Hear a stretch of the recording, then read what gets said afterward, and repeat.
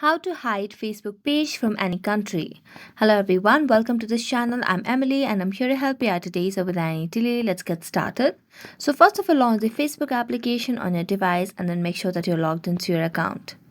Next, tap on the profile icon over here and make sure that you switch to your Facebook page. After that, tap on the gear icon, and as you tap on gear icon, scroll down, and then under the audience and visibility category, you can see the option of followers and public content. So tap on it.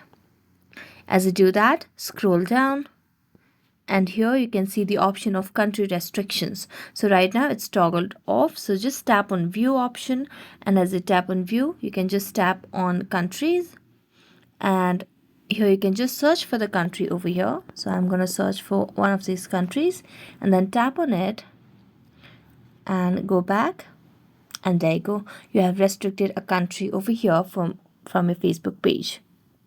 So thank you so much for watching this video. See you next time.